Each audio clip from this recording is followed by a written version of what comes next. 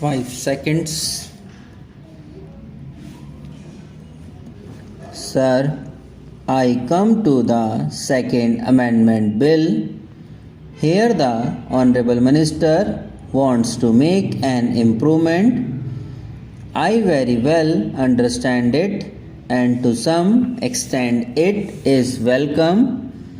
He wants to cover an employee who has interrupted service and that interruption in service being created as result of his absence without leave from service.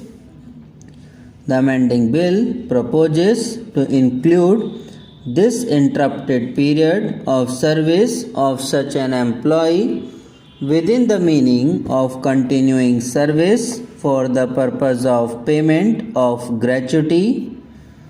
This much I welcome, but I would like to point out to the Honorable Minister that regarding 240 working days, the ambiguity is still there, and the day may not be far off when the Supreme Court may interpret it in another way, and you may have to come with another amending bill before the House, so that ambiguity should have been cleared by you.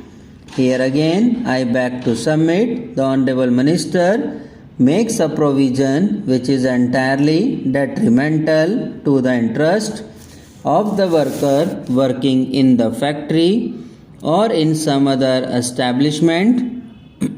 Sir, I would like to draw the attention of Honorable Minister. Of course, he knows everything what is contained in the bill, that on page 2 of Payment of Gratuity Amendment Bill 1984, it says not being absence in respect of which an order imposing a punishment or penalty or treating the absence as break in service has been passed in accordance with the standing orders, rules or regulation, etc.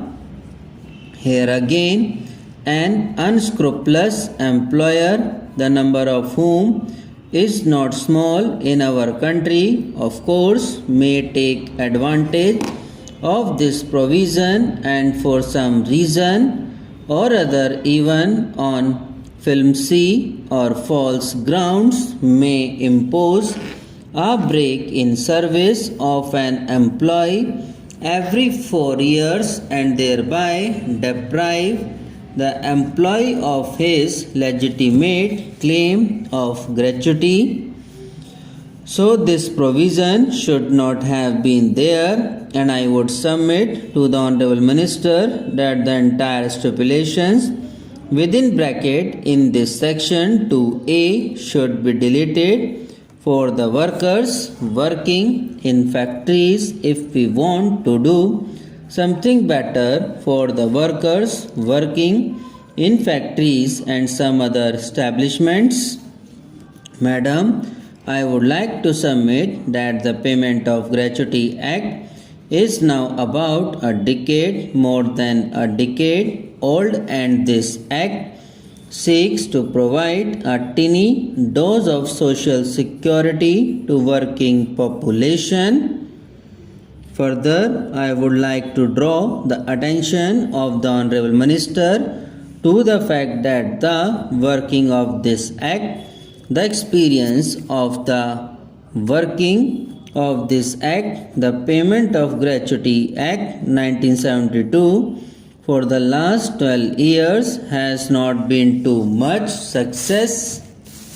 There are certain drawbacks, flaws and lacuna in the Payment of Gratuity Act 1972, and with these drawbacks and flaws, the act is becoming less meaningful to the workers for whom this act is meant. I would like to mention just a few of them. There is a provision that a worker is entitled to get gratuity only after he has completed 5 years of service. Why should there be this limitation of 5 years?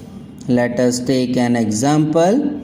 Let us say a worker becomes disabled after 3 years of service. What will be his position? The demand of the working people is that such a person should be paid gratuity for the period of service rendered by him, so that with this gratuity amount he may be able to sustain himself for some days or for a month or two.